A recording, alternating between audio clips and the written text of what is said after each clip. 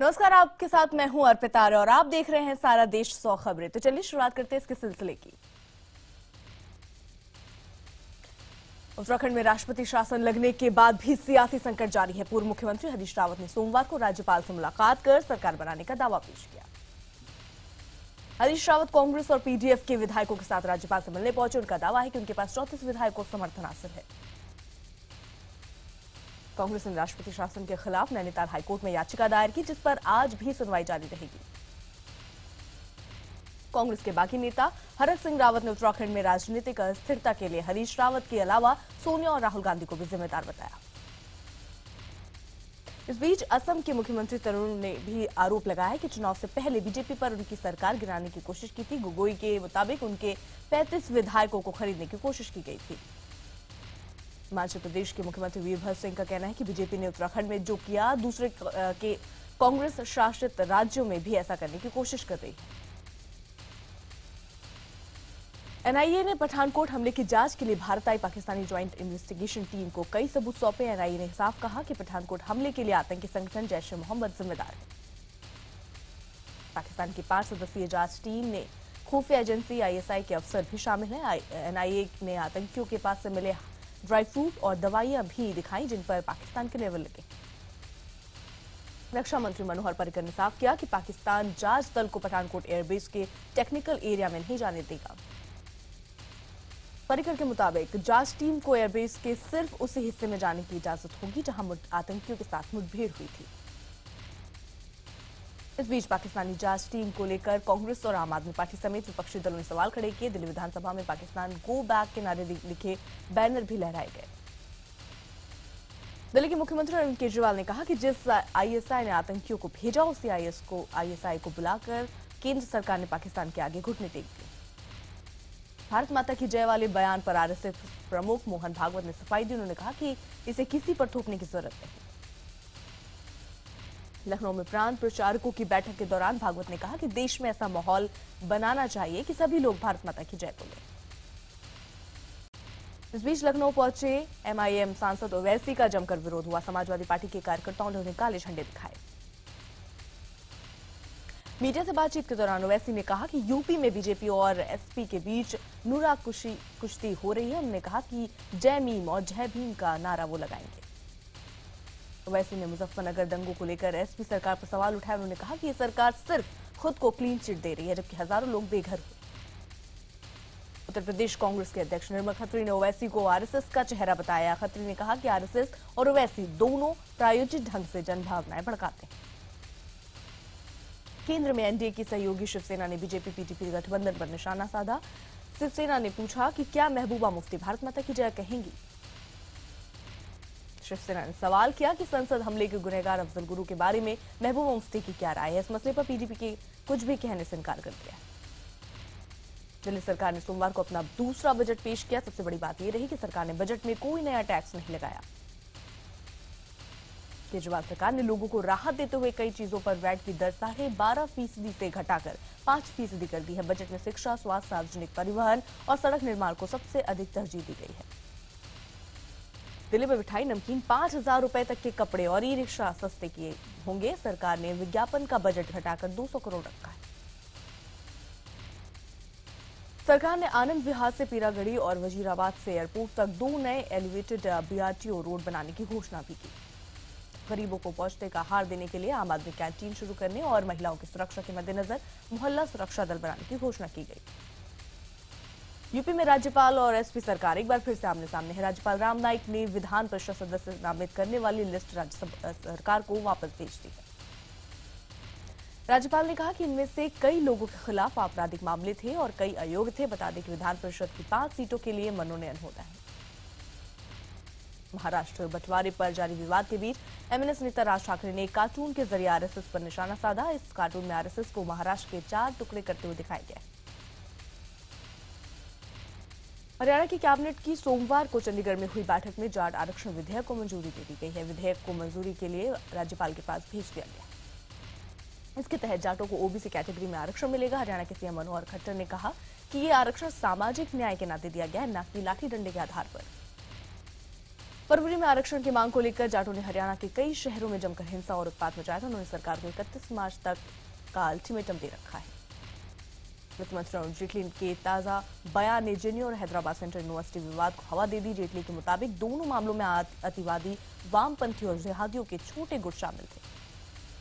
कांग्रेस ने कहा कि जेटली अपने आरोपों के पक्ष में सबूत क्यों नहीं पेश करते। वहीं जेएनयू और हैदराबाद यूनिवर्सिटी के मुद्दे पर विपक्ष के नेता आज राष्ट्रपति से मिलेंगे।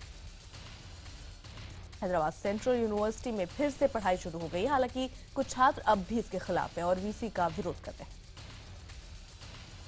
महाराष्ट्र के शिक्षा मंत्री विनोद तावड़े पर बीजेपी की महिला कार्यकर्ता के साथ छेड़खानी का आरोप लगा है। विपक्ष ने तावड़े और दूसरे आरोपियों को गिरफ्तार करने की मांग की है।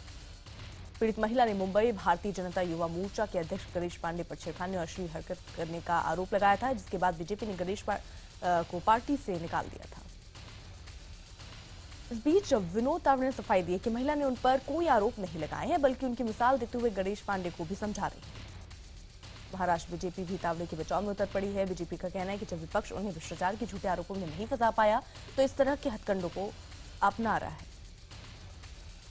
महाराष्ट्र सरकार ने राज्य के 27,000 गांवों को सूखा पीड़ित घोषित किया। सरकार ने इस सूखे की वजह कुदरत को नहीं बल्कि इंसान को बताया। सूखे से निपटने के लिए सीएम फडणवीस ने वैज्ञानिक प्रयोग करने की भी योजना बनाई। उधर किसान इसके लिए सरकार की लापरवाही को जिम्मेदार ठहरा रहे हैं। 31 मार्च को अमेरिका दौरे पर जा रहे प्रधानमंत्री नरेंद्र मोदी और पाकिस्तान के पीएम नवाज शरीफ की मुलाकात नहीं होगी। लाहौर में बम धमाके के बाद शरीफ ने अपना अमेरिकी दौरा रद्द कर दिया। पीएम मोदी आज से 3 देशों की यात्रा पर जा रहे हैं, जिसकी शुरुआत बेल्जियम से होगी। पीएम यहां अमेरिका और सऊदी अरब भी जाएंगे। कांग्रेस उपाध्यक्ष राहुल गांधी आज असम में चुनाव अभियान की शुरुआत करेंगे। वो असम में 3 जनसभाओं को संबोधित करेंगे। राहुल गांधी की पहली जनसभा कार्बी में दोपहर करीब 12 बजे होगी। इसके बाद वो करीमगंज और सोनाई में भी रैली करेंगे। देश के सबसे बड़े डिफेंस एक्सपो की सोमवार को गोवा में शुरुआत हो गई। डिफेंस एक्सपो 4 दिन चलेगा। इस एक्सपो में भारत समेत 47 देशों की 100 से ज्यादा कंपनियां हिस्सा ले रही हैं, जिसमें अमेरिका, फ्रांस, ऑस्ट्रेलिया और रूस की कंपनियां शामिल हैं। डिफेंस एक्सपो में भारत समेत कई देशों की कंपनियां अपने हथियारों की नुमाइश कर रही हैं। यहां अर्जुन टैंक के अपग्रेड वर्जन को भी प्रदर्शनी में रखा गया है। इस मौके पर रक्षा मंत्री मनोहर पर्रिकर ने कहा कि नई रक्षा खरीद नीति मेक इन इंडिया अभियान के लिए भी मददगार साबित होगी। राष्ट्रपति प्रणब मुखर्जी ने सोमवार को कई मशहूर हस्तियों को पद्म अवार्ड से सम्मानित किया। स्वर्गीय धीरूभाई अंबानी और श्री श्री रविशंकर समेत कई लोगों को पद्म विभूषण से सम्मानित किया गया। स्वर्गीय धीरूभाई अंबानी की तरफ से ये सम्मान उनकी पत्नी कोकिलाबेन ने लिया। इस मौके पर उन्होंने कहा कि वो उम्मीद करती हैं कि देश से हजारों धीरूभाई निकले। इस दौरान अनुपम खेर, अजय देवगन, मधुर भंडारकर, मालिनी अवस्थी और साइना नेहवाल समेत कई हस्तियों को पद्म सम्मान से नवाजा गया। सुपरस्टार रजनीकांत, अभिनेत्री प्रियंका चोपड़ा और टेनिस स्टार सानिया मिर्जा को अगले महीने होने वाले एक अन्य समारोह में सम्मानित किया जाएगा। देश के कई शहरों पर एक बार फिर आतंकी हमला मंडरा रहा है। दिल्ली पुलिस को आई एक धमकी भरी कॉल के बाद 1 अप्रैल तक अलर्ट जारी कर दिया गया। 2 दिन पहले दुबई के होटल से एक शख्स ने फोन कर धमकी दी थी कि दिल्ली के अक्षरधाम और छतरपुर मंदिर समेत 6 मेट्रो स्टेशन पर आतंकी हमला हो सकता है। फोन पर इस शख्स ने यह भी कहा कि आईएसआईएस का एक एजेंट हमले को अंजाम देने के लिए तैयार है। वहीं दिल्ली पुलिस के कांस्टेबल को भी एक मैसेज मिला, जिसमें संसद, मुंबई, कोलकाता, इलाहाबाद और वाराणसी पर भी आतंकी हमले की बात कही गई। भारतीय दूतावास ने ब्रसेल्स ब्लास्ट के बाद लापता हुए इन्फोसिस के कर्मचारी राघवेंद्र गणेशन की मौत की पुष्टि की है। ब्रसेल्स में मेट्रो में हुए धमाके में उनकी मौत हो चुकी है। राघवेंद्र के शव को उनके परिवार को सौंप दिया गया है। बेंगलुरु के रहने वाले राघवेंद्र पिछले 4 साल से ब्रसेल्स में काम कर रहे थे। मुंबई एयरपोर्ट पर एयर इंडिया के एक विमान को इमरजेंसी लैंडिंग की गई। लैंडिंग के बाद विमान में सवार सभी यात्रियों को स्लाइडिंग सूट से उतारा गया। इस दौरान मुंबई एयरपोर्ट का मुख्य रनवे पूरी तरह से बंद रहा। शुरुआती जांच में फ्लाइट से धुआं निकलने की बात सामने आई। जबलपुर में कड़े सुरक्षा इंतजाम के बावजूद सराफा व्यापारियों ने रेल रोको आंदोलन किया। आरपीएफ और जेआरपी की मौजूदगी में जबलपुर से दिल्ली जाने वाली श्रीधाम एक्सप्रेस को रोक लिया। वहीं कोटा में भी 200 से ज्यादा कारोबारियों ने न्यू सराफा बाजार में वाहन रैली निकालकर जाम लगा दिया। इस दौरान एसपी, डीएसपी समेत भारी पुलिस बल तैनात करने पड़े। राजस्थान के 12 में सराफा व्यापारियों के आंदोलन के चलते 27वें दिन भी दुकानें बंद रही। इस दौरान व्यापारियों ने प्रताप चौक पर मानव श्रृंखला बनाकर आधे घंटे रास्ता जाम रखा। दरअसल देश भर के सराफा व्यापारी केंद्र सरकार द्वारा सोने चांदी और हीरे के गहनों पर बढ़ाई गई एक्साइज ड्यूटी के खिलाफ करीब 1 महीने से प्रदर्शन कर रहे हैं। झाबुआ के मेदनगर के पास बारातियों को ले जा रहे ट्रक के बिजली की तारों की चपेट में आने से 17 लोग बुरी तरह से झुलस गए। चेन्नई में आईडीबीआई बैंक के कर्मचारियों ने केंद्र सरकार के खिलाफ प्रदर्शन किया। वित्त मंत्री अरुण जेटली ने बजट के दौरान बैंक के विनिवेश की बात कही थी, जिसके विरोध में कर्मचारी 4 दिन की देशव्यापी हड़ताल पर हैं। व्यापम घोटाले के मास्टरमाइंड और मुख्य आरोपियों में एक जगदीश सागर की जमानत अर्जी जबलपुर हाईकोर्ट ने खारिज कर दी है। सीबीआई ने जमानत याचिका का विरोध करते हुए कहा कि जगदीश सागर ने करीब 500 छात्रों को फर्जी तरीके से पीएमटी की परीक्षा पास कराई, जिसके एवज में आरोपी ने 5 से 25 लाख रुपए तक लिए। गौरतलब है कि जगदीश सागर को एसटीएफ ने 29 जुलाई 2013 को गिरफ्तार किया था। सागर ने मध्य प्रदेश के अलावा उत्तर प्रदेश, राजस्थान के छात्रों को भी लाभ पहुंचाने का आरोप लगाया। भोपाल के होशंगाबाद ऑनर किलिंग का मामला सामने आया है। एक शख्स को लड़की के पिता ने अपने साथियों के साथ मिलकर मौत के घाट उतार दिया। युवक का शव 21 मार्च को एक पेड़ से लटका हुआ मिला था। दरअसल मृतक गांव की ही एक लड़की से प्यार करता था। उस पर छेड़छाड़ का मामला भी दर्ज कराया गया था। अहमदाबाद के ब्यासवाड़ी के पास डीपी हाई स्कूल में दूसरी क्लास में पढ़ने वाले छात्र की स्कूल में मौत हो गई। परिवार का आरोप है कि बिजली का करंट लगने से बच्चे की मौत हुई। पुलिस की पूछताछ में आसाराम के शार्प शूटर ने दैनिक जागरण के पत्रकार नरेंद्र यादव पर जानलेवा हमले की बात कबूली है। उसने आसाराम के इशारे पर पत्रकार पर हमला किया था। पत्रकार नरेंद्र यादव ने अखबार में आफत में आसाराम के शीर्षक से खबरें छापी थी। इन खबरों को रोकने के लिए पहले 5 लाख का लालच दिया गया, लेकिन जब बात नहीं बनी तो सितंबर 2014 को शूटर के जरिए जानलेवा हमला करवा दिया गया। दिल्ली की डिफेंस कॉलोनी में आत्महत्या करने वाली मॉडल प्रियंका केस में एक नया खुलासा हुआ है। सूत्रों के मुताबिक प्रियंका पहले भी 2 बार आत्महत्या की कोशिश कर चुकी हैं। प्रियंका का पति 2014 में मुंबई में मॉडल से रेप के मामले में गिरफ्तार भी हो चुका है। वहीं सूत्रों की माने तो पति खुद को बेकसूर बता रहा है। उसने पुलिस को बताया कि प्रियंका ने उस पर दबाव बनाकर शादी की थी और वो उसके बच्चों को भी पसंद नहीं करती थी।